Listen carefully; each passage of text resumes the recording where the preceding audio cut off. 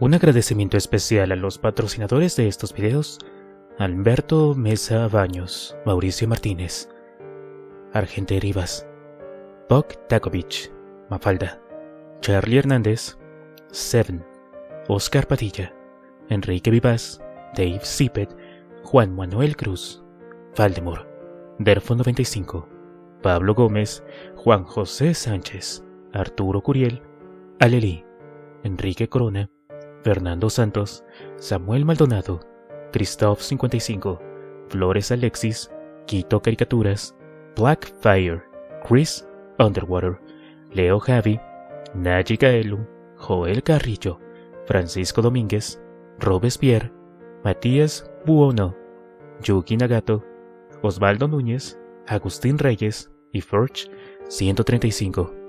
De igual manera, un gran agradecimiento a los superchats de Lion Skyle, Nanakase, Fernando Quirós y Manolo Casaus, así como también a los supergracias en los comentarios que dejan en los videos de su agrado.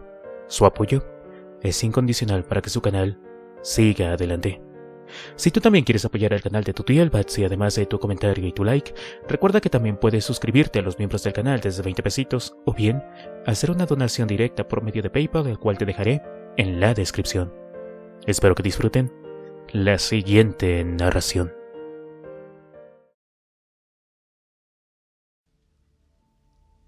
Capítulo 19. Darrow Rojo. Aunque lo mantenían todo lo abrigado que podían, Hooker seguía teniendo la piel fría y pegajosa, y continuaba sin recuperar el conocimiento. Sombra, que no se había separado de su lado en las últimas 3, quizás 4 horas, esperaba que en algún momento susurrara algunas palabras, quizá entre sueños, tal vez en finlandés, aunque fueran producto del delirio, pero no sucedió ni eso. Estaba tan lívido que parecía un muerto, y a Sombra no le faltaron oportunidades para temer mientras lo observaba durante interminables minutos que podría volver a abrir los ojos en cualquier momento. No serían, sin embargo, los viejos ojos cansados, sino una mirada vacua y desprovista de iris, la mirada del horror de los muertos vivientes. Pero sin proponérselo, Hooker había obrado un importante cambio entre los prisioneros de la Alhambra. Desde la gravedad de su situación y debatiéndose entre la vida y la muerte, había hecho más por la integración del grupo de arranque de lo que hubiera sido capaz el mismísimo Juan Aranda. Supervivientes que hasta entonces habían sido sombras anónimas atormentadas en sus apartados, sumidos en sus miserias, se acercaban a cada rato a interesarse por su estado de salud. Sombra agradecía esos primeros y tímidos acercamientos, y también Moses, Isabel y el resto. Algunos se presentaban hablando trémulamente, en apenas un hilo de voz en sus cuerpos cansados. Se interesaban por saber cómo estaba la situación de allá afuera y les pedían que les contaran cosas sobre esa comunidad de la que se hablaba ya por todas partes. Es el lugar donde ellos mismos dirigían sus propios destinos. «Hemos tenido muy mala suerte», comentaban unos. «Ojalá que hubiéramos hecho lo mismo», decían otros. En un momento dado, un anciano que se apoyaba en una rudimentaria garrota se acercó a Sombra y lo miró con severidad. Llevaba un buen rato observando al finlandés, con una expresión solemne en el rostro.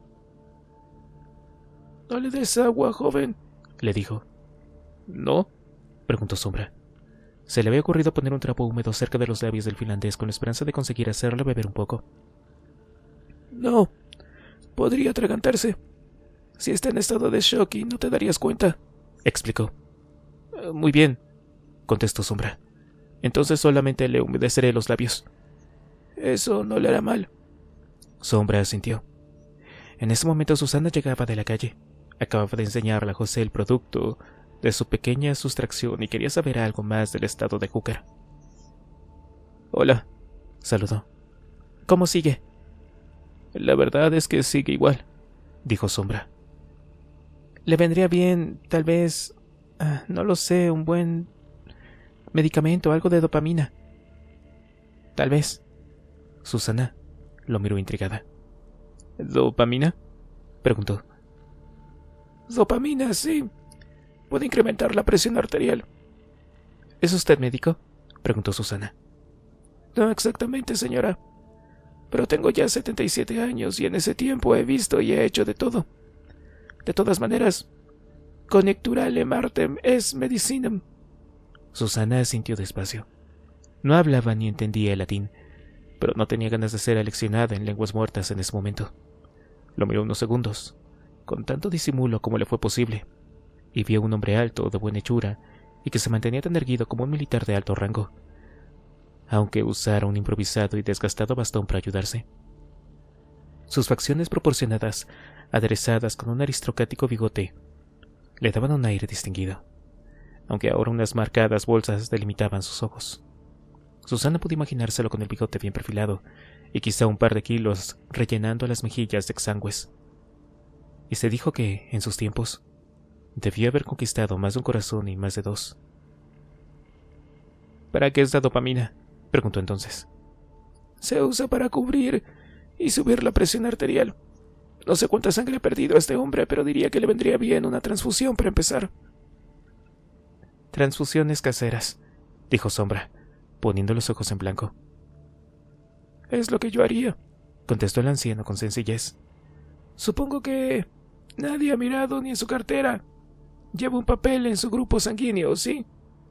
Un momento, pidió Susana. ¿Podemos hacer eso, una transfusión? No, en realidad, contestó el anciano. Es demasiado arriesgado. En las emergencias suele pasar por alto las medidas prudenciales, pero aquí la gente no cuenta ya con la salud de hierro, y eso sin tener en cuenta otros factores. Podría subirle la fiebre, lo que sería muy malo. Podría ser alérgico, podría ser hemofílico, y entonces tendríamos un verdadero problema. Hemorragias internas y cosas así. Así que apostaría por la dopamina. Conseguiríamos que ese corazón suyo bombeara suficiente sangre al cuerpo a la velocidad que necesitamos. Ayudaría a compensar las cosas. Probablemente abandonaría el shock en el que se ha entrado. Dopamina, repitió Susana intentando memorizar la palabra. Sí. También serviría la epinefrina, dobutamina o norepinefrina, si es que las tuviéramos claro. ¿Qué otras cosas le vendrían bien al finlandés?, preguntó Susana rápidamente. Antibióticos, contestó el anciano, igual de rápido. Son esenciales para esterilizar el tejido contaminado y el que ya está muerto. Con eso pararíamos la infección. ¿Antibióticos comunes? Sí. Todas esas cosas que se encuentran en farmacias comunes, supongo, dijo Susana. Ah, sí. Aunque dadas las circunstancias diría que eso es como decir que se encuentra en la heladera de un volcán en la isla de Haití. Susana sintió. Y sin esas cosas, dijo dejando la frase en suspenso. El anciano volvió la cabeza para mirar a Hooker, con ojos evaluadores. Movió la boca como si estuviera intentando deshacerse del hueso de una aceituna y por fin negó suavemente con la cabeza. Muchas gracias, dijo Susana. Ha sido un placer, contestó el anciano inclinando cortésmente la cabeza. Susana fijó sus ojos en Hooker. En los últimos días apenas había intercambiado un par de frases con él, y por lo que había entendido en las presurosas conversaciones que tuvieron lugar en Carranque antes de que llegaran los helicópteros, el finlandés era una especie de científico o un médico especialista de alguna clase. Algo relacionado con virus, probablemente con ese virus que flotaba allí mismo invisible, en el aire. Sabía también que Aranda había pasado ciertas penurias para buscarlo y rescatarlo. Ni siquiera recordaba bien su nombre. Algún nombre extranjero, difícil de memorizar y difícil de pronunciar también. Y demasiado bien sabía que lo que estaba a punto de hacer pondría en peligro no solo su vida, sino también la de José, de una manera tal que probablemente no tenía parangón con nada que hubiera hecho anteriormente. No sin Dowser, no sin Urigen, pero aún así estaba absolutamente determinada a hacerlo. No hubiera podido decir por qué. Lo miraba y el finlandés no le transmitía ningún sentimiento. Había visto demasiado como para sentirse conmovida. Quizás solo lo hacía porque era lo correcto, y hacer lo correcto era una de las pocas cosas que le quedaban, una de esas cosas que te hacían recordar qué significaba ser humano. O quizás solo iba a hacerlo porque no podía quedarse cruzada de brazos mientras la muerte se apoderaba de su cuerpo encamado, lenta pero segura, y pensando ahora en esa fascinante y misteriosa niña que parecía tener poderes que a ella se le escapaban, quizás solo representaba un pequeño papel en la gran comedia de la vida. Y quizás su trayectoria la había conducido deliberadamente a ese punto para aportar su pequeño eslabón en la cadena. Ayudar a aquel especialista en pandemias. Ayudarlo a vivir. Pero fuera como fuese, su determinación era férrea y a medida que se acercaba el momento de partir, la sensación de estar en el sitio y lugar adecuado se acentuaba. Y eso le bastaba. Así que no añadió nada más. Se despidió de Sombra con una pequeña sonrisa y se alejó para buscar a Abraham. Quería saber dónde podía encontrar la farmacia más cercana. Quería, en suma, hacer lo que debía de hacerse. José se masajeaba la cara con la palma de las manos. Era un gesto que le traía recuerdos. Solía necesitar hacerlo para quedarse dormido cuando era pequeño, emulando sin saberlo las caricias que su madre le prodigaba. Ahora solo sabía que el tacto era cálido y agradable, y que le ayudaba a no pensar demasiado en todo lo que se le había venido encima. Por fin, retiró las manos y dejó que el aire frío de la noche granadina le recorriera la piel. Entonces, empezó a decir, la niña ve cosas. Yo no lo entiendo más que tú, dijo Isabel, pero creo que es cierto. Sabía con sorprendente exactitud dónde estaban las armas, en un lugar donde nadie hubiera imaginado que las habría. Y sospecho que eso es lo que pensaron los militares porque... ¿Sabes lo que encontramos cuando Susana saltó hasta la ventana y se introdujo en la habitación? Ya lo hemos comentado. Un arsenal. Así es. La puerta estaba cerrada por fuera. Creo que al otro lado de la puerta debía de haber un soldado o dos. Ni en 1.000.000 de años hubieran pensado que alguien hubiera podido entrar por aquella valla. Aquella pequeña ventana. Pero lo más sorprendente es cómo pudo saber esa niña lo que había allí. Visto por fuera era una iglesia en apariencia encantadora. ¿Encantadora, cariño? Rió Moses. Me fascina tu perspectiva de las cosas. Mente positiva, incluso en lugares donde cualquier otro habría visto demonios detrás de cada sombra. Isabel empezó a sonreír, pero se detuvo. No pensaba decir nada. El episodio en la casa del miedo se quedaría solo para ella. No importaba lo que pasara, pero su comentario sobre ver demonios era una bala que le había rozado demasiado cerca en más de una ocasión. Estaré bien, se dijo. Estaré bien, lo superaré. Es demasiado cercano. Eso es todo. Como si hubiera ocurrido ayer. Y entonces se dio cuenta de que todo eso no había ocurrido realmente ayer, pero sí la noche anterior. Solo la noche anterior. Y la sonrisa se desdibujó completamente. Pues carajo, no lo sé. La verdad es que no sé qué decirte, Isabel, dijo José. Supongo que lo que importa es que tenemos lo que queríamos. Aunque es muy curioso, ¿sabes? Andaba pensando en una película que vi. La Guerra de las Galaxias. Seguro la conoces. Moses asintió. Claro que sí, todo el mundo la conoce. Claro. Pues en una de las nuevas había un Jedi que, cuando las cosas estaban realmente jodidas, se queda tan ancho y dice algo como: una solución se presentará por sí sola. Como si fuera cosa del destino. Como si uno no tuviera que preocuparse por nada porque lo que tendrá que ser será y... bueno, no hay nada que hacer, quieras o no. Sí, creo que lo recuerdo. Pues carajo. En ese momento aparece Susana y me enseña toda esa ferretería. ¿Tienes idea de cómo me quedé? Moses rió brevemente.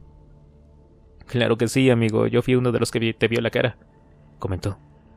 Es bastante inquietante. Tal y como yo lo veo, dijo Moses, esto no es diferente a todo este asunto de los zombies. Si me hubieran dicho hace unos meses que el mundo estaría lleno de muertos vivientes, habría dicho que si alguien necesitaba una buena sesión de bloqueros. Pero ahí están contra todo pronóstico. Ellos caminan pese a que sus pulmones no reciben aire y sus funciones vitales son algo anecdótico. Pero siguen andando. Ahora nos hemos acostumbrado al hecho fantástico, pero no deja de ser una verdadera paranoia, ¿sabes? Así es, amigo. Dan verdadero... ¿cómo se dice? Yuyu, confirmó José. Pues mira, no sé. Si me dices que una niña tiene una conexión mental con momentos del futuro, la verdad es que no me parece tan de locos. ¿Sabes a lo que me refiero, no? José asintió despacio. No sé. Creo que en realidad no sabíamos una mierda de nada. Parecía que habíamos llegado muy lejos, que sabíamos todo sobre todo. Con toda esa mierda de tecnología disponible y tal, pero... si les hubieras preguntado a cualquier médico, a uno de esos médicos especialistas 100.000 veces galardonado, sobre la posibilidad de que los muertos volvieran a la vida, seguramente se hubieran reído en tu cara. Carajo. Tienes razón, rió José. Claro que la tengo. Pero no se diferencia mucho de la gente que quemó a Galileo por decir que la Tierra era redonda. Solo que los conocimos que habían en la época permitida a aquellas mentes de ciencia jactarse de conocer todos los entresijos del universo. Para ellos, que la Tierra fuera plana era la verdad absoluta. Sí, Te entiendo definitivamente, amigo. Lo de los zombies es similar, ¿ves? Y lo de la niña es la misma mierda. ¿No crees que puede haber cosas allá afuera que nuestra ciencia se negaba a considerar? Si lo piensas, los científicos no han cambiado tanto desde el medievo. José dejó escapar una pequeña carcajada, aunque en realidad estaba sintonizando con su forma de pensar. Moses bajó la cabeza, súbitamente inmerso en sus propias reflexiones. La verdad es que si me apuras, amigo, dijo entonces, quizá todo esto tenga un sentido. Algo que está más allá de lo que la gente como tú o como yo podamos pensar. Algo en lo que he estado pensando últimamente, ¿sabes? ¿A qué te refieres? Se lo comenté a Isabel una vez. Me refiero a un designio por arriba de nosotros. José pestañeó. Sabía que Moses era creyente y que en ese sentimiento íntimo le había ayudado a salir de la bebida hacía muchísimo tiempo. Le convirtió en un hombre nuevo. Estaba bien que el sentir religioso ayudara a las personas, pero esas creencias no iban con él. No es que hubiera pensado mucho en esas cosas. En realidad le daba un poco lo mismo. Simplemente se había criado en un hogar donde esos conceptos no se trataban. Inducido por sus padres, cambió las clases de religión por las de ética y pasaba la hora haciendo redacciones sobre cosas como la masturbación, mientras en el aula de al lado sus compañeros aprendían que eso mismo era un grave desorden moral alejado de la única y verdadera finalidad del acto, la procreación. Sumido en una época de crisis espiritual, lo normal era reírse de ciertos conceptos divinos. El fervor simplemente había mudado de bando. Se había concentrado en cosas como el ocio o la tecnología. Piensa en aquel sacerdote, ¿de acuerdo? Estaba loco de atar. Pero piensa en el hecho en sí. Él y solo él era el portador de la única cosa que podía salvar a la humanidad. O al menos lo que queda de ella, ¿no? Dijo José. De acuerdo, sí, pero ¿cuántos éramos ya? En todo el planeta. ¿7.000 millones? Tal vez. Incluso si el 95% de la población ha sido diezmada, eso nos deja todavía con 350 millones de personas. Piénsalo. Darían para llenar Europa entera. Carajo. Me parece que son bastantes todavía para que Isidro representara una especie de esperanza. Algo o alguna circunstancia fantástica y excepcional puso en su cuerpo la proverbial solución al problema. ¿No lo ves? Seguramente el pobre diablo pasó demasiado tiempo en su iglesia aterrorizado. Su cabeza no resistió, pero aún así se movió lo suficiente para que se pusiera en nuestro camino. ¿Y el doctor Rodríguez? Esa es otra cosa. ¿Nunca te dijo cómo resistió a los zombies en el hospital? No, la verdad no. Resistió golpeándolos con un flexo. ¿Un flexo? Preguntó José. Un flexo, una puta lamparita de mesa de las que se usan en los despachos o en las mesas de estudiantes. ¿Puedes creerlo? Carajo, exclamó José. Es casi un... De repente cayó, comprendiendo que había estado a punto de decir esa palabra. Pero Moses le miraba ya con una sonrisa. Para él, era como si lo hubiera pronunciado. Así es, la palabra que buscas es un milagro. Y ahora mírate, y dime si tú mismo no eres un milagro. Tú y Susana, las cosas que han hecho, las situaciones que han superado. Dime qué posibilidad hay realmente de que la mayoría de las balas que disparan den en el blanco. Y no en un blanco cualquiera, sino en la cabeza. Diría que si un tirador profesional con muchos años de experiencia examinara sus balas de porcentajes de aciertos, se sentiría inmerso en un viaje alucinante cargado de LSD. José rió otra vez, esta vez con muchas ganas. Bueno, si lo pones de esa manera, sí pudiera ser una especie de milagro, dijo al fin. No, en serio. Mira, que yo sepa, Susana era profesional de gimnasia. O algo así. ¿De dónde coño saca esa impresionante pericia con el arma? José asintió mirándose las manos. Nunca lo había pensado desde esa perspectiva, pero de alguna forma sentía que algo de razón sí que tenía. Para él, las cosas simplemente funcionaban. Así que, nuevamente, lo de esa niña no me parece tan descabellado, dijo Moses. Desde que Isabel nos contó todo el asunto, creo que ella realmente podría tener un canal de televisión directo con cosas que él quiere que vea. No digo que sea así, solo digo cómo están las cosas, o cómo las vemos al menos ahora. A veces es demasiado inquietante. Es como si cada uno estuviéramos desempeñando un papel en esto, ¿sabes? Como si de alguna forma extraña nos dirigiéramos a un destino prefijado. Bueno, protestó José, Me das muy buenos argumentos, pero todavía no estoy completamente seguro, amigo. Mira, sé que estas cosas son difíciles de aceptar, y no te pido que lo hagas. Yo mismo no lo hago, aunque reconozco que pienso en ello. Al fin y al cabo son datos, y es fácil jugar con ellos para vestirlos según convenga a distintas perspectivas, ¿no? ¿Quieres más ejemplos divertidos? José asintió sonriendo. Nuestros nombres, por ejemplo. ¿Qué tienen nuestros nombres?, preguntó José confusamente. Juan, José. A Urigen lo conocíamos por su apellido, pero ¿cómo se llamaba en realidad? Andrés. Andrés y Dowser. Mateo, contestó José ceñudo. Son todos nombres de apóstoles, menos José. A ti te corresponde un cargo más alto todavía, como padre de Jesús. José esbozó una sonrisa incómoda. Y hay más. ¿Sabes lo que significa Moses? Ay, amigo. Escucha esto, pidió. Moses es el nombre inglés de Moisés, el que guía a su pueblo. Es una de las figuras que aparecen también en el Corán, el libro sagrado del Islam. Y mira este escenario, mira dónde estamos. La Alhambra era el símbolo del poder político y religioso del Islam, conquistada por los reyes católicos en 1492. ¿No te parece el escenario perfecto para que esta situación se resuelva? En serio que estás loco, amigo. Pero si te soy sincero, no lo sé, repitió José abrumado. Es casi como si el bien y el mal fueran a converger aquí. Los muertos, quizá, y esa misteriosa vacuna o antídoto, o lo que sea que Aranda lleva ahora en la sangre. José asintió, reflexionando sobre las palabras de Moses. Desde esa perspectiva las cosas se veían ahora un poco diferentes. Lo que dijo antes sobre la poca visión de sus científicos le resultaba cuanto menos interesante. Al fin y al cabo, ¿no había sido Einstein quien había dicho que los viajes en el tiempo eran posibles? ¿No era eso lo que hacía la niña después de todo? Pequeños viajes mentales en el tiempo, asomarse a la superficie para echar un vistazo y regresar. Era inquietante, desde luego, pero de alguna forma el concepto ya no le resultaba tan inaprensible. Susana y Abraham aparecieron en ese momento, llegando hasta ellos por el viejo sendero desde la oscuridad. Teñidos por la luz de la luna, tenían el aspecto de unas apariciones fantasmales. Y su llegada silenciosa no ayudó a evitar que Isabel se llevara un pequeño sobresalto. Susana traía las dos mochilas que solía llevar tanto con ella como José en sus incursiones. ¿Cómo sigue?, preguntó José. Mal, contestó Susana. Tenemos que hacerlo esta misma noche, y ahora. Temía que ibas a decir eso, soltó José resoplando largamente. Dios mío, exclamó Abraham. ¿En serio han conseguido armas? Moses se apartó brevemente para revelar la meta que ocultaba a sus espaldas. De acuerdo, Dios, en serio que están ustedes locos.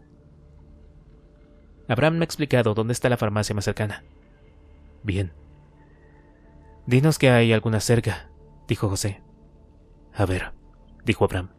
Había levantado mucho los brazos y retrocedido un par de pasos. Quiero que entiendan que esto es demasiada responsabilidad para mí. Es de locos. No sé cómo se les ha ocurrido algo así. ¿Saben cómo deben de estar las cosas allá abajo? Pues yo sí. He subido a las murallas y los he visto. No siempre es igual. Parece que los zombies se mueven como una marea por las calles, y en ocasiones el número de ellos desciende, pero otras veces parece que se celebra una manifestación. Díganme, ¿cómo exactamente piensan superar todo eso?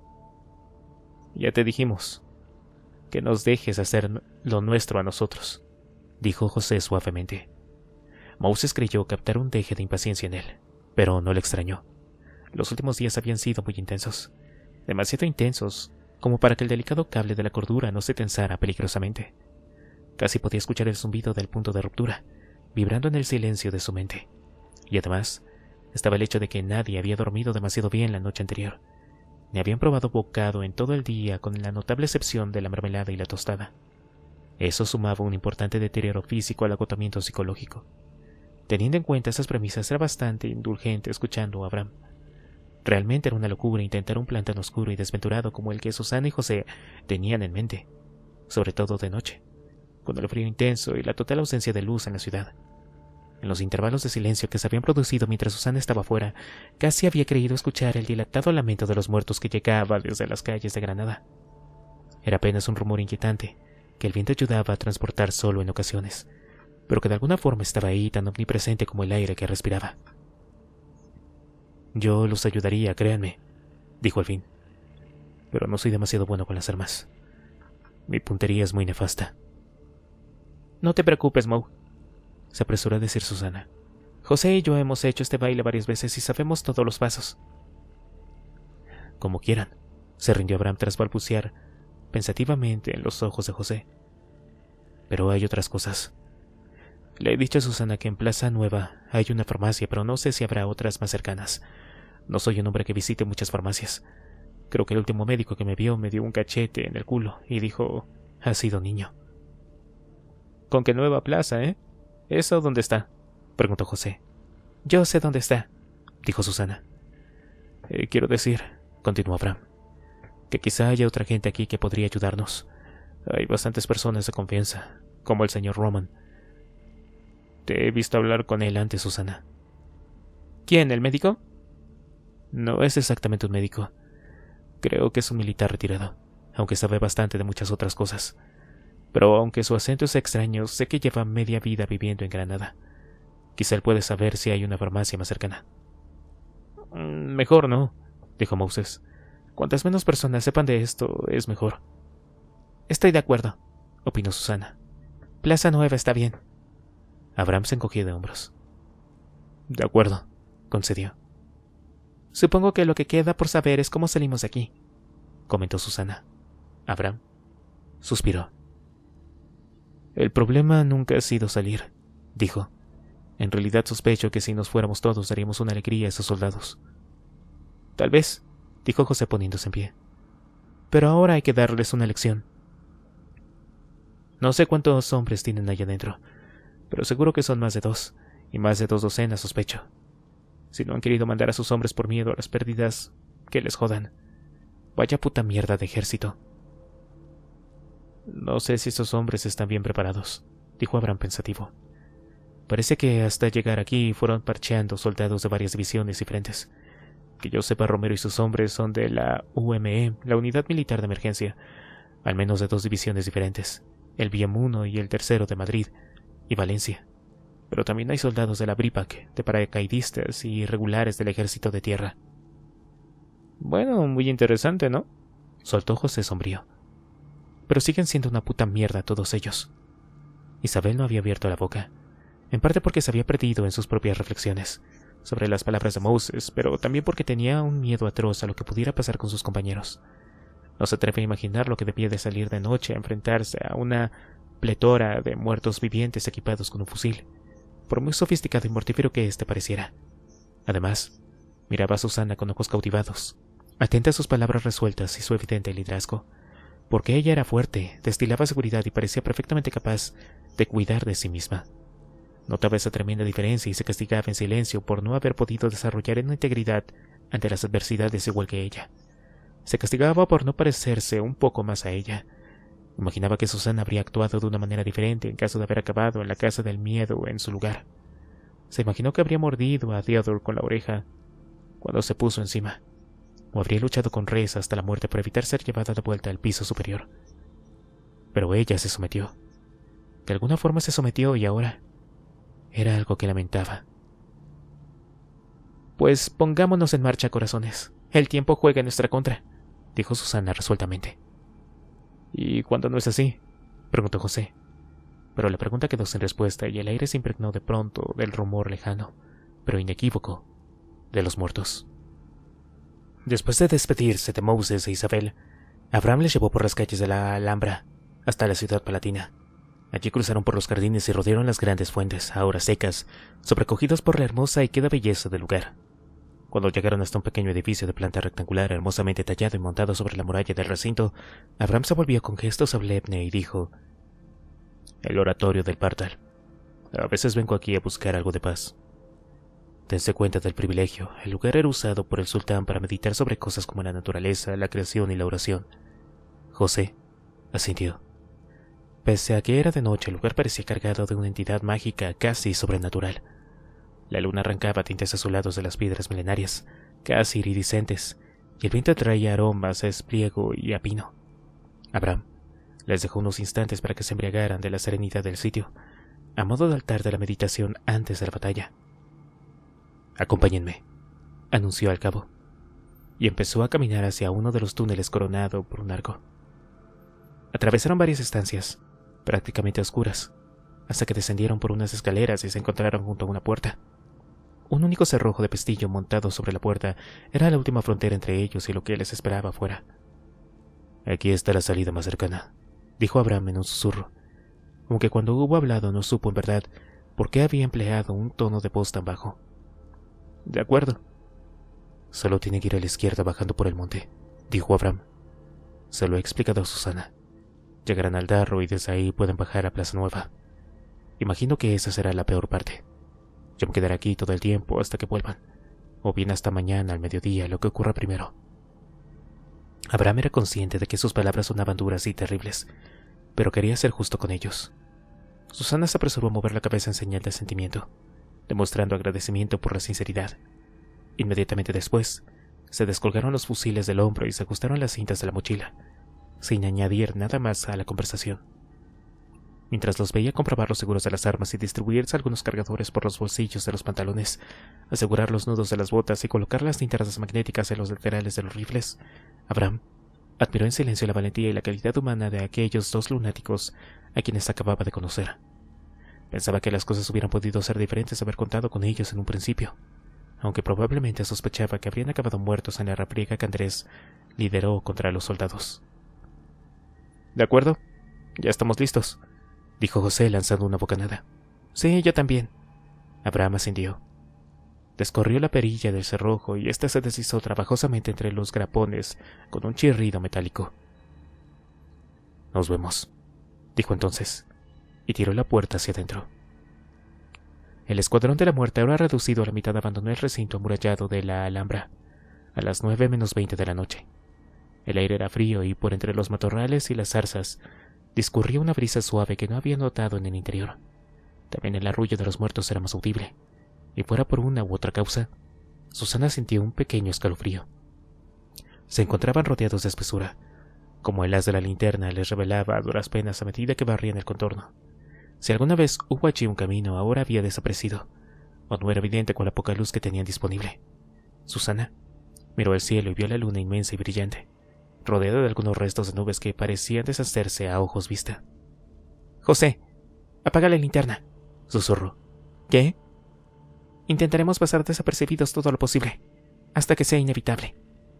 Hay bastante luz y nuestros ojos ya están acostumbrados a la oscuridad». José miró alrededor y se dio cuenta de que tenía razón. La luz de la luna les permitía ver con notable claridad, y el haz de la linterna, de todas formas, solo era una bonita forma de atraer a los zombies, como si estuvieran determinados a enviarles señales en mitad de la oscuridad. Los espectros se lanzarían por ellos desde la distancia, como insectos atraídos por la luz de una bombilla en una terraza veraniega, de modo que sintió en silencio y apagó la linterna.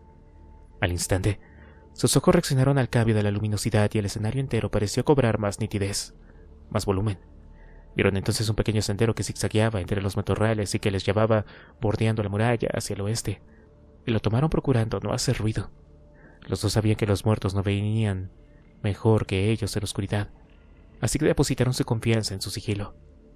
Avanzaron despacio, pensando muy bien dónde ponían cada paso, pero al contrario de lo que habían temido, no encontraron muertos entre la maleza que rodeaba la Alhambra, al menos no por ese lado.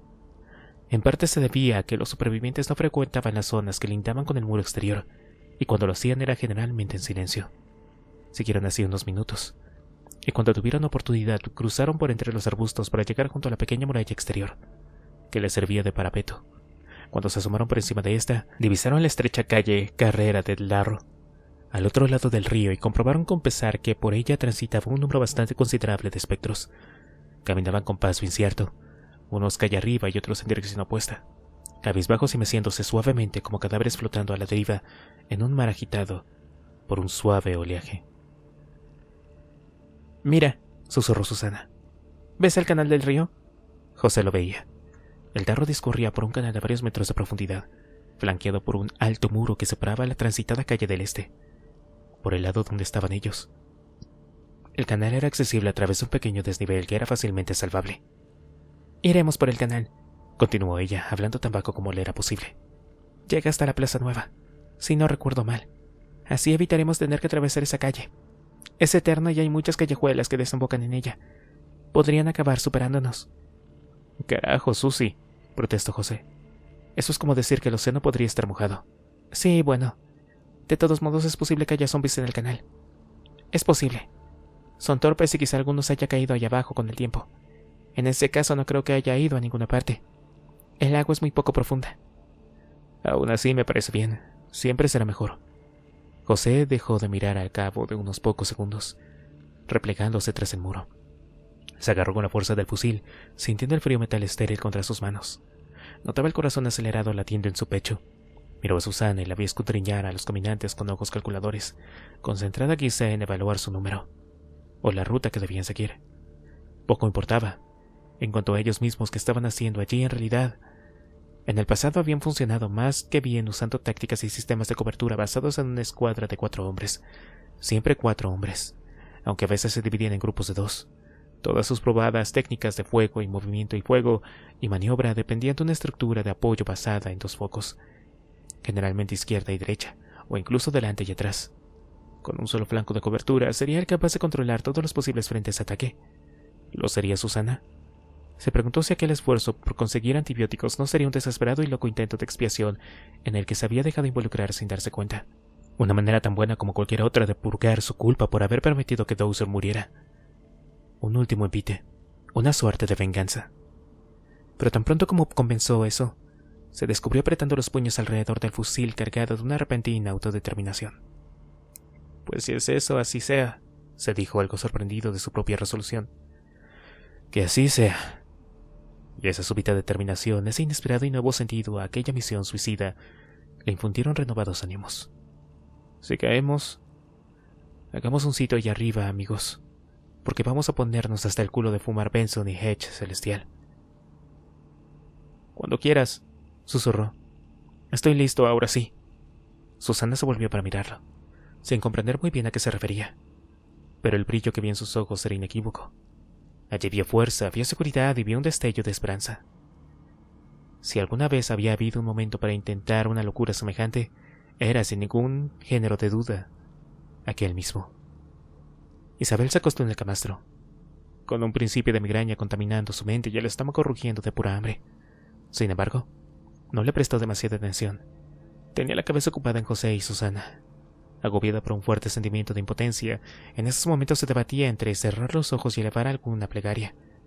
¿O no? Ella nunca había tenido inquietudes teológicas de ningún tipo, pero Moses parecía creer en esas cosas.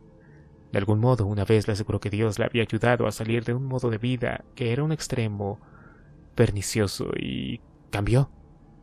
A ella no le importaba mucho lo que hubiera usado como espoleta para disparar el cambio. Lo único que le interesaba era que se hubiera convertido en el hombre que había conocido y ahora amaba. En cuanto a ella, si alguien le hubiera preguntado por sus sentimientos respecto a Dios, puede que hubiera acabado declarándose deísta en el término más amplio de la palabra. Finalmente, resolvió que no estaría de más intentar hablar con Dios, fuera la entidad en la que Moses creía o cualquier otra cosa, y cerró los ojos. Dios mío, te ruego por favor que cuides a Susana y José, y no permitas que esas cosas les causen ningún daño. Permíteles conseguir su objetivo y traerles de vuelta para que el extranjero pueda vivir. Ya me has arrebatado demasiadas cosas, Dios, y creo que me lo debes. Haz lo posible, por favor. Te lo pido. Después de un rato repitiendo esas y otras palabras similares, sus párpados volvieron a abrirse, conectándola otra vez con el mundo terrenal. El dolor de cabeza parecía estar ganando intensidad y supo que de todas formas no podría conciliar el sueño en un buen rato. Estaba demasiado preocupada y asustada. Moses, además, no estaba con ella.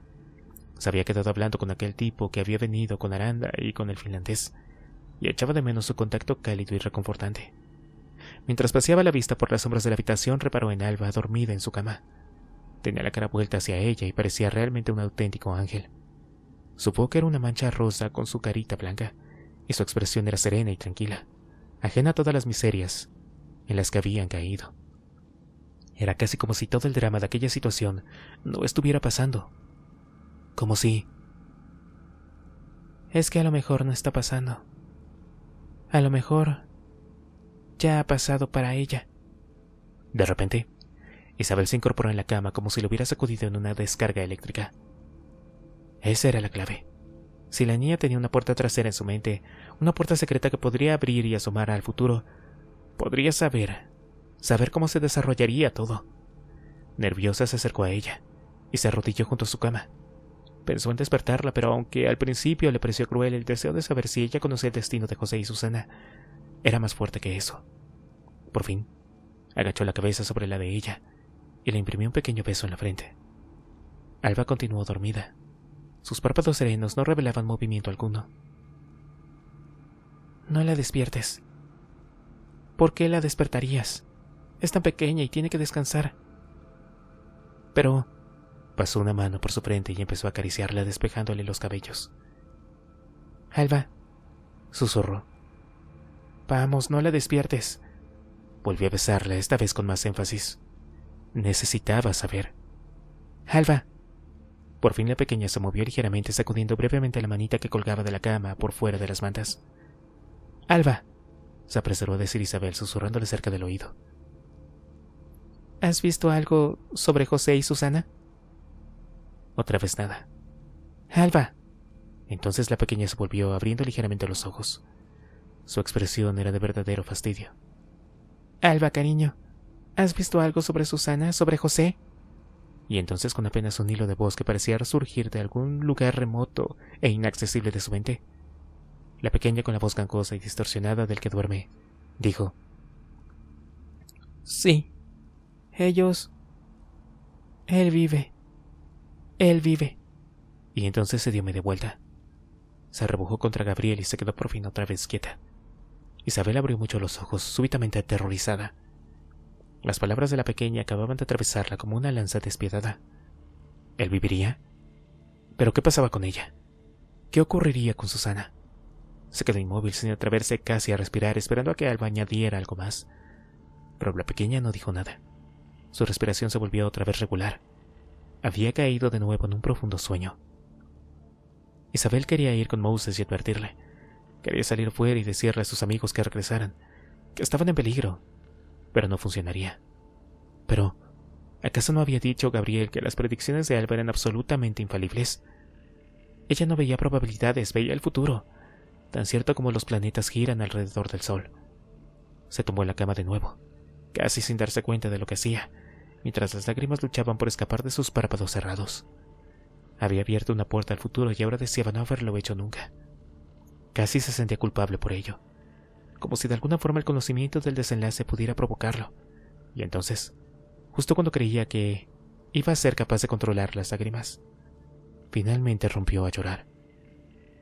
José y Susana habían abandonado su parapeto y estaban bajando la ladera de la colina, con las piernas enterradas en una alfombra de hierba verde y lozana que les llegaba prácticamente hasta las rodillas.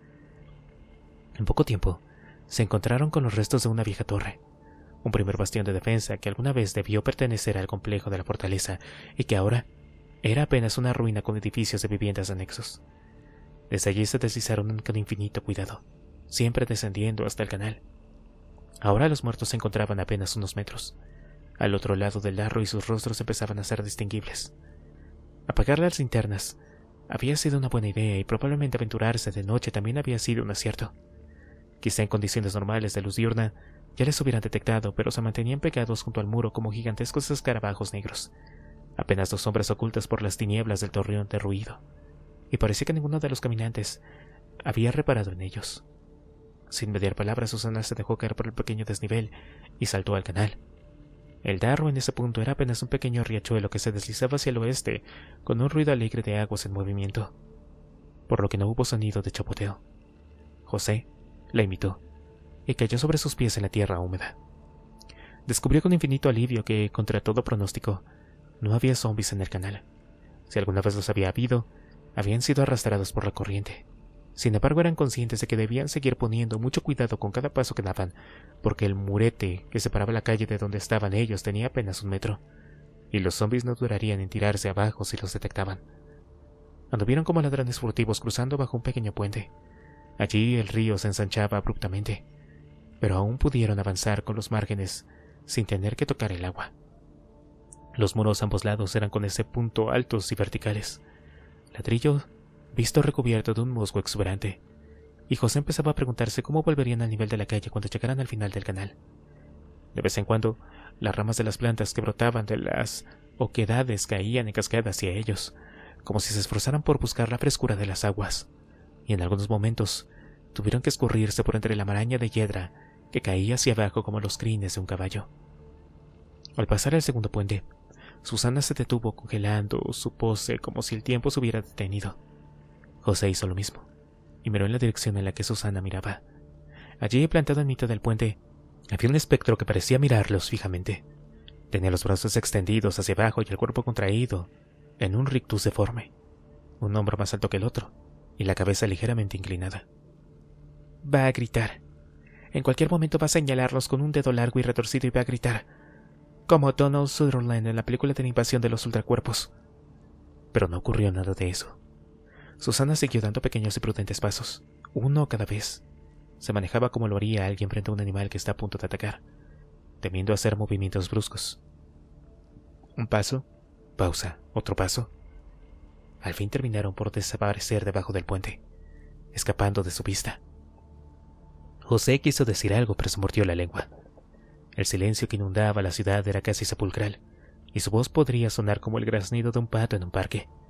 De vez en cuando les llegaba el sonido metálico de una lata rondando por la acera, quizá impulsada accidentalmente por algún espectro, y otros sonidos furtivos que se apagaban rápidamente y cuya naturaleza se les escapaba. Pero eso era todo. Continuaron ganando terreno, hasta que llegaron al último tramo del canal. Una sensación de triunfo les inundó, aunque brevemente, porque allí el río era conducido bajo el asfalto de la plaza de Santa Ana, a través de un túnel, donde la oscuridad encerraba matices tan absoluta como espantosa. Las paredes del canal eran insoportables, altas, y no se veía por ninguna parte una manera de treparlas. Susana señaló la pared del muro más meridional, el que daba a la calle, unos metros más atrás. Por allí una montaña de tierra lo hacía más accesible y José asintió. Ese era el final de su silenciosa incursión. Tan pronto ascendieran por ese lado, serían otra vez visibles para los muertos. Y para entonces, se dijo José, más les valdría saberse todos los pasos del baile. Pero cuando empezaron a cruzar el corriente, un gruñido grave y grosero les heló la sangre en las venas. Se quedaron inmóviles, como si el haz de un foco proyectado desde la torreta de una prisión les hubiera sorprendido en mitad de una fuga. Susana se volvió, con el fusil preparado, buscando el origen del gruñido, y por fin lo vio. Era uno de los zombies que vagabundeaba al nivel de la calle, un centinela alto y terrible con la mandíbula expuesta. Los dientes se asomaban como los extremos de un cincel. Llegaba con una especie de bufanda enredada alrededor del cuello, convertida en jirones en sus extremos y recubierta de manchas oscuras, de forma que parecía la soga de un ahorcado. Estaba asomado desde el muro que pretendía escalar, agazapado y en una actitud de alerta, y les miraba con ceñuda concentración, como si estuvieran intentando determinar si lo que veía era en efecto, o no, una presa. Susi, susurró José sin poder evitarlo, y en ese momento el centinela dio un respingo, agitando la cabeza con violentos espasmos. «Prepárate», dijo Susana, llevándose el rifle a la mejilla y separando las piernas. Finalmente, el centinela dio un grito atroz. Al instante, a modo de respuesta, un clamor aberrante se elevó por toda la calle. Los muertos respondían a la llamada, propagando la alerta por las callejuelas de la ciudad. Mientras tanto, cuando el insoportable fragor estaba en su momento más álgido, Susana aprovechó para ejecutar su único disparo. El proyectil voló por el aire y se estrelló contra la cabeza del centinela, arrancándole parte del cráneo. No brotó sangre, pero sí una lluvia blancuzca que se esparció por el aire como una nube de insectos. Con el sonido del grito congelado en su garganta, el centinela se precipitó al canal, donde se quedó tendido en el suelo, con los brazos y las piernas extendidos. Rápidamente, otros espectros se asomaron por el borde del muro, buscando con sus ojos muertos. Sus gestos eran de desesperada ansiedad. José lo había previsto y ya estaba apuntando en esa dirección. Empezó a disparar contra ellos con una puntería imponente, y los cuerpos desaparecían tras el muro o caían hacia abajo, donde quedaban desmadejados como marionetas rotas. Una segunda fila de zombies apareció para reemplazar a los que se habían caído. No intercambiaron palabra, pero ambos sabían lo que debía hacerse. Susana se ocupaba de los que aparecían por su izquierda y José de los de su derecha, de forma que se reducía su arco de cobertura y no se desperdiciaba ni un solo disparo. Después de unos instantes, los zombies seguían llegando, El canal se empezaba a llenar de cuerpos que caían amontonándose unos sobre otros. La sangre manchaba la tierra y viciaba el agua del Darro, teñiéndolo de rojo. ¡Hay que avanzar!, gritó José para hacerse oír por encima del ruido de los disparos. Susana reaccionó al instante, corriendo hacia el montículo y encaramándose a él sin dejar de disparar. José se quedó en el sitio para ofrecer cobertura, porque desde donde estaba tenía que describir menos giro para cubrir la misma área. Por fin, cuando la cadencia de zombies disminuyó un poco, Susana se colgó el rifle al hombro y se encaramó al muro de un salto, agarrándose con los brazos. José sabía que un disparo fallido, en ese momento crítico, supondría un desenlace fatal. Cuando estuvo arriba, Susana levantó la cabeza y vio con repentino horror que tenía prácticamente encima un zombi. Avanzaba hacia ella de frente, motivo por el que no lo había visto hasta ese instante. Sabía que José no tendría ángulo para frenarlo porque ella estaba en medio, y su rifle aún colgaba de su hombro. Justo cuando parecía que sus manos estaban ya a punto de aferrarla, consiguió sacarse la cinta de fusil y darles un revés en la culata.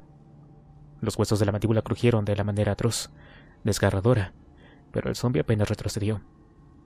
Un segundo revés, sin embargo, sí consiguió que se replegara un par de pasos, circunstancia que aprovechó para encañolarle y disparar. ¡Susana!, gritaba José desde el canal. En los últimos segundos había realizado una cantidad impresionante de disparos, y la tensión era ya insoportable, girando a uno a otro lado, tan rápido como podía.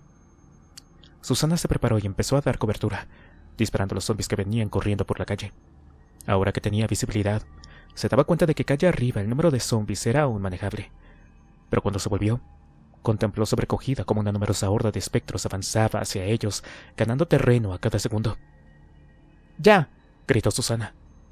José corrió hacia el montículo y se encaramó en un tiempo récord. No se colgó el arma al hombro, sin embargo, que la subió al muro antes que él. Al instante, descendió el escalón que le separaba de la acera y estuvo junto a Susana, cubriéndola. ¡Mierda!, exclamó, al ver el número de zombies que subía desde la plaza. Los disparos se mezclaban con los aullidos de los espectros. Si había alguna manera de que estos salieran de su estado de aletargamiento y se volvieran enfurecidos corredores, era precisamente el ruido martillante de dos fusiles descargando copiosamente al unísono. Y como corrían sacudiendo los brazos como si fueran extensiones ajenas a su cuerpo, como si sus extremidades fueran de trapo, cosidas burdamente a sus cuerpos. Los que eran abatidos caían al suelo convertidos en fardos sanguinolentos, dificultando el paso de los que venían detrás. Estos tropezaban y se derrumbaban conformando una masa confusa que se movía como un capullo de huevos de araña. ¡Susi!, gritaba José. ¡Hay que avanzar! Susana se había vuelto ahora hacia atrás, describiendo un giro rápido para ocuparse de los zombies que corrían hacia ellos por ese lado. A cierta distancia, el estrecho callejón del lavadero de Santa Inés empezaba a vomitar espectros con una cadencia pasmosa. Llegaban a la carrera, resbalaban al alcanzar la esquina como un auto que derrapaba, y eran luego atraídos por el sonido de los disparos. Se acabarán en algún momento. Se tienen que acabar en algún momento. Continuaron disparando y ganando espacio centímetro a centímetro. Afortunadamente, de todo el material que encontró en la iglesia, Susana escogió el mismo modelo de fusil que usaba en Carranqué, y gracias a eso, cuando era necesario podía municionar con la rapidez que las circunstancias requerían, un proceso que había practicado hasta la saciedad. «Llegamos a la plaza», anunció Susana. Subida al murete que separaba la calle del canal, tenía una visión un poco más amplia y lejana de lo que ocurría. El momento de abandonar la carrera del Darro le venía preocupando desde hacía un rato, ya que donde ésta acababa se formaba una especie de embudo. Además, si les costaba mantener a los zombies bajo control con solo dos frentes, ¿qué ocurriría cuando se encontraran en terreno abierto con tantos frentes como ángulos tiene una circunferencia? Con esa idea en la cabeza, Susana tomó una resolución. «José, hay que correr», gritó, sin dejar de disparar contra los zombies. Los casquillos vacíos saltaban en el aire y caían al suelo con un sonido metálico. «Bien, te sigo». «¿Qué? Te sigo. Sube aquí arriba». José saltó encima del muro, que se levantaba del suelo apenas 1 metro, y se incorporó cuando estuvo preparado para disparar de nuevo. Se sintió abrumado por la rapidez con la que los muertos habían avanzado en esos escasos segundos. Susana tenía razón, tenían que avanzar, porque esa situación era del todo insostenible. Su puntería iba también a peor, porque la tensión se incrementaba en cada segundo. Los proyectiles hacían volar clavículas, destrozaban los huesos de los hombros y arrancaban finas explosiones de sangre de los cuerpos muertos, pero nada de eso los detenía. «¡Corre!», gritó Susana y empezó a moverse con prodigiosa rapidez por encima de la tapia. José la imitó, pero desde su perspectiva la sensación de vértigo era mucho mayor. Él sí veía cómo los muertos lanzaban sus brazos hacia ella a medida que pasaba corriendo, veloz como una centella. Los puños se cerraban en el aire a escasos centímetros. «Demasiado cerca», pensaba, envuelto en un pánico palpitante. «Me va a dar tiempo. Si no me agarran, me empujarán contra el canal. Y si no me rompo el crisma allá abajo, habrán conseguido dividirnos al menos. Y ya no se podrá hacer nada». Para garantizarse el paso, se llevó el fusil a la cadera sin aminorar la marcha y empezó a disparar contra todas aquellas garras retorcidas. Las manos quedaron desgarradas, los dedos cercenados, pero los espectros continuaban proyectándose hacia ellos como una marea abominable. Pero al fin, cuando parecía que iban a caer ya en sus garras, se encontraron al término del muro de piedra. Habían llegado al palacio. Instintivamente Susana saltó por encima del embellecedor con forma de bola que marcaba el principio de la calle y cayó en la acera, al lado de la masa de espectros que se había congregado. Los muertos se giraron emitiendo un ruido agudo e insoportable, pero Susana había perdido pie en la caída y trataba de recuperar el equilibrio, desaprovechando preciosos segundos. Volvió la cabeza hipnotizada por las manos que ya casi arañaban su cara, y en su mente se formó una pregunta con una claridad y serenidad sorprendente. «¿Ya está? ¿Así es como todo se acaba para nosotros?» Pero en ese momento José saltaba también sobre la bola de piedra. Cayó encima de los zombies que estaban ya prácticamente sobre Susana, derribándolos contra el suelo. Susana reaccionó rápidamente, lanzando una lluvia de proyectiles contra los espectros que ocupaban la segunda fila.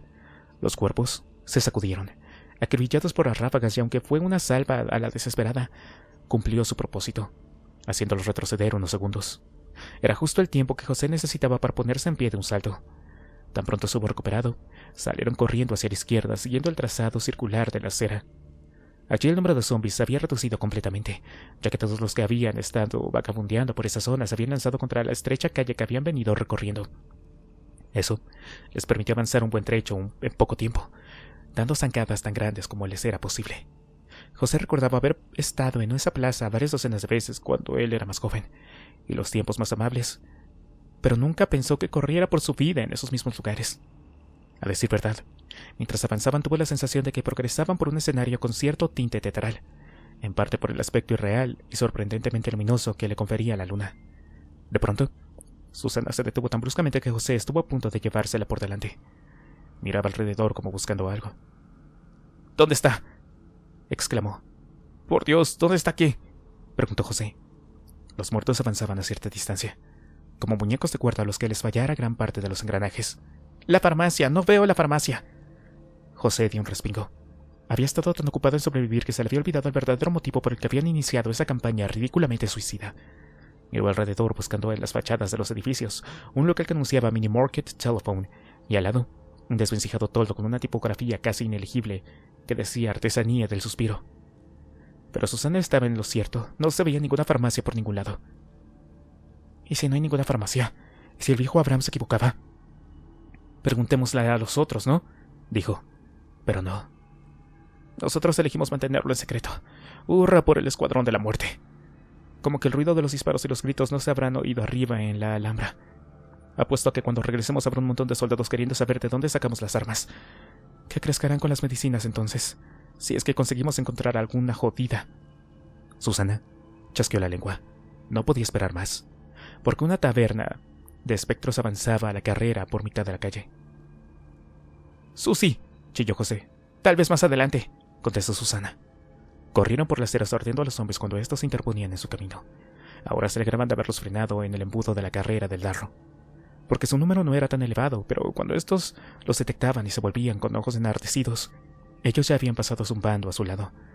Mientras progresaban la crudeza de viejos escenarios de terror, no se les pasó por alto un taxi volcado sobre un costado, un kiosco de prensa que había sido arrancado de sus cimientos por una furgoneta de los equipos especiales de la Policía Nacional, cadáveres y montones de basura desperdigados por todas partes, desde ropa hasta maletas. Pero intentaban concentrarse en repasar los locales de pie a calle. Artesanía Rodríguez, decía un toldo. Munira Piel, anunciaba la marquesina del negocio que le seguía. Pero cuando llegaron al final de la plaza, el proverbial conocido símbolo de la cruz no había hecho acto de presencia.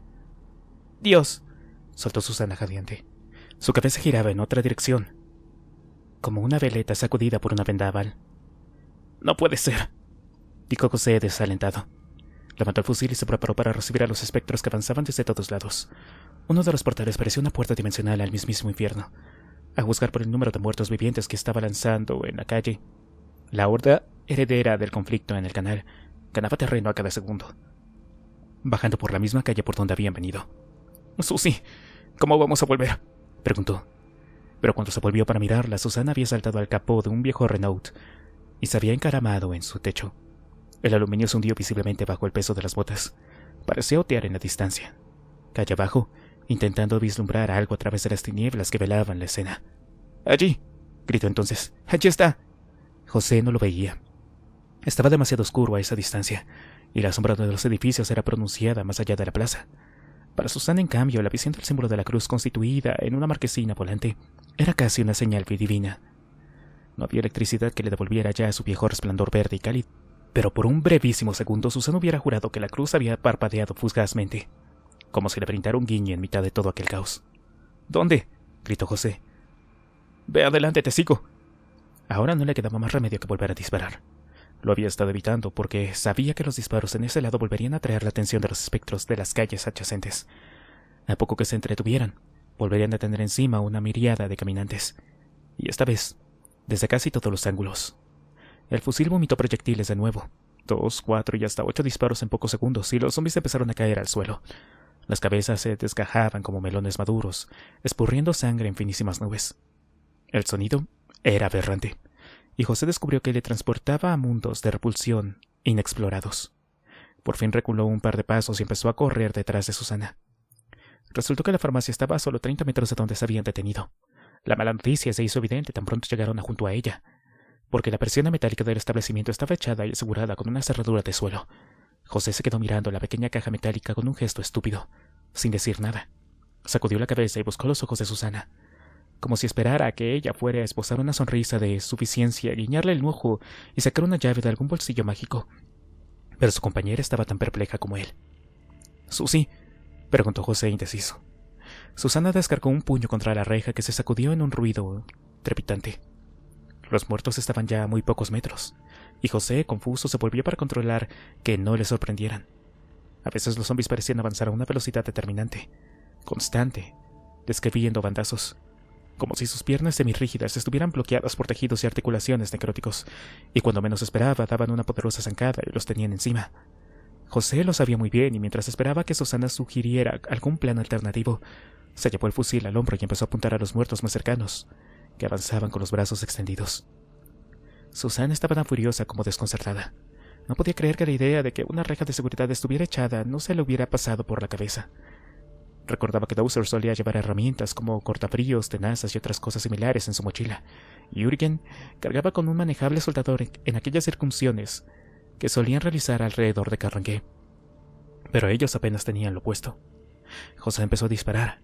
Ya tenían a los muertos encima. Espoleada por una rabia cegadora, Susana disparó contra la cerradura. La caja de latón cromado y arpón de acero rechazó la bala con bastante entereza, abollándose ligeramente. El proyectil rebotó y salió despedido contra la persiana. Susana abrió mucho los ojos, recuperando el control. Si hubiera rebotado en otra dirección, podría haberle dado a José o a ella misma. Entonces, se fijó en el agujero que la bala había dejado en la reja, una abertura de unos 15 centímetros que se doblaba hacia adentro. «¡Susana!», gritaba José desesperado. Los muertos llegaban ya de todas direcciones, ganando terreno.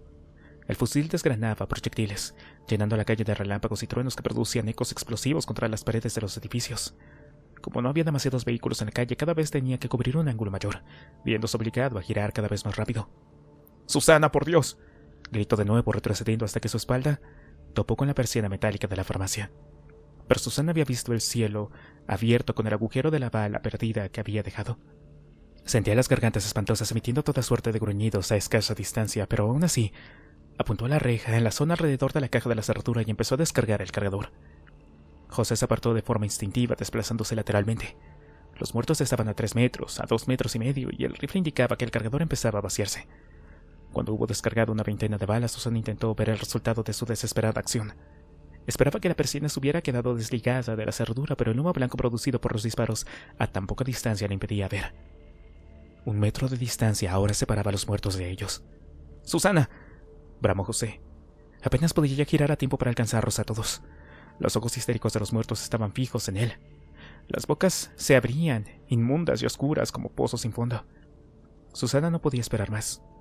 A la desesperada dejó caer el fusil, alargó ambas manos entre el humo cálido y pestilente, como de azufre, y tanteó hasta que sus manos se posaron sobre el asidero.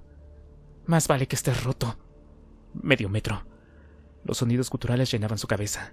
José no tenía ya ángulo para seguir disparando y empezó a rechazarlos con la culata del rifle, gritando como un poseso. Y por fin, haciendo un despliegue de fuerza robada de reservas que no creía tener, Susana tiró hacia arriba. La persiana se levantó con un crujido chirriante, amenazador. José soltó todo el aire comprendido en todo lo que acababa de pasar. Sin dejar nada, justo cuando parecía que unas manos espantosas iban a agarrarle el chaleco, se las ingenió para doblarse sobre sí mismo y escurrirse por el hueco. Apenas medio metro, pero suficiente para escapar al interior. Susana le siguió con el mismo ímpetu en ese instante. Rodaron por la oscuridad absoluta y respiraron el aire enrarecido y cargado del denso aroma a medicamentos y humedad. La reja se sacudió con la embestida de los zombies y crujió amenazadoramente. Ahora golpeaban la persiana con una violencia desmedida, sobrecogedora, y el tambucho vibró como si fuera a desprenderse. De algún lugar cayeron yeso y trozos de cemento, y los dos compañeros se quedaron petrificados, incapaces de moverse, convencidos de que en cualquier momento la persiana podría ceder. Por fin, el tambucho crujió con una lastimera protesta final y cedió. La persiana se deslizó otra vez hacia abajo, cayendo pesadamente. Un ángulo se quedó trabado contra los rieles que la conducía. La escasa luz que entraba por el agujero desapareció. Susana se quedó quieta, intentando recuperarse de la tensión que acababan de revivir. Resoplaba pesadamente y el corazón trabajaba a un ritmo frenético, intentando manejar toda la adrenalina que había liberado. José, por su parte, se tumbó de espaldas, sintiendo el frío del suelo contra la nuca. Era incapaz de levantar los doloridos brazos. Hasta el dedo con el que había estado martillando el gatillo se le había quedado tieso, tenso, señalando acusadoramente hacia algún punto de la pared. «¡Por Dios!», dijo a la oscuridad jadeando. Lo habían conseguido, sí, pero en su mente empezaba a florecer el germen de una inquietud, una pregunta que flotaba como un espíritu neblinoso. ¿Cómo carajo volverían a salir de allí? Y mientras esa duda horrible se abría paso en su mente, afuera, los muertos llamaban, aporreando la persiana metálica, con furibunda y letal persistencia.